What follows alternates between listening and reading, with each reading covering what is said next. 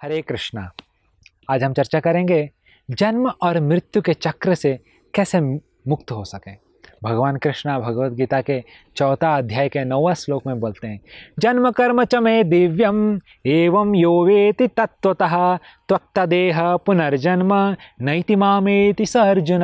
भगवान बता रहे हैं कि जो भी व्यक्ति मेरा जन्म और मेरा कर्म के बारे में तत्वतः ठीक से जानता है, जान लेता है, वो व्यक्ति त्यक्ता देह पुनर्जन्म नैति मामेति से अर्जुन।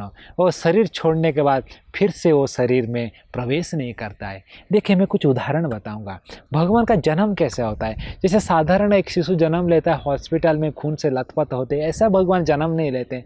भगवान जब जन्म लेते हैं, देवकी वसुदेव से बोला गया कि उनका श्रृंगार रहता है, कानों में कुंडल रहता है, आभूषण से भरा हुआ रहता है, वैसा भगवान का जन्म रहता है।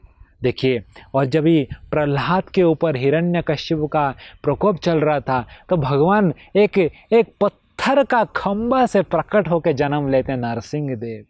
जब हिरण्यकश्यप को वध करने के लिए वराहदेव प्रकट होते हैं, ब्रह्मा जी के एक नाक से जन्म लेते हैं। तो भगवान का जन्म अद्भुत है, इसको हमको समझना पड़ेगा।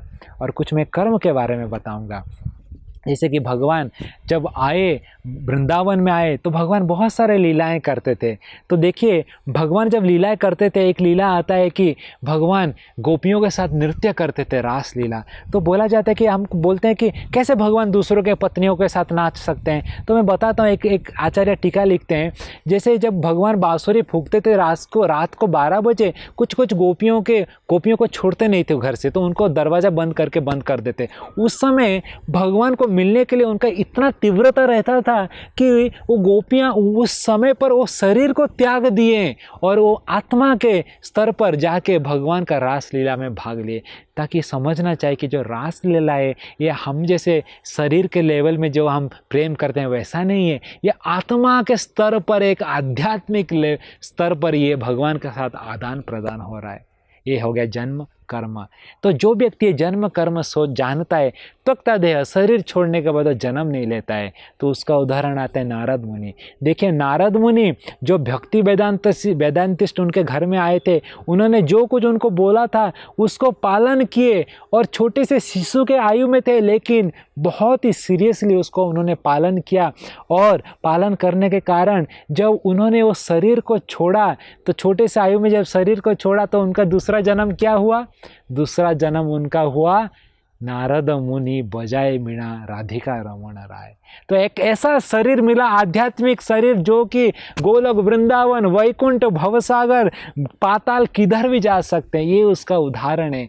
जो व्यक्ति भगवान का जन्म और कर्म को जो गीता भागवत में लिखा गया है उसको समझता है, वो व्यक्ति शरीर छोड़ने के बाद भगवान के धाम को प्रवेश करता है। हरे कृष्णा।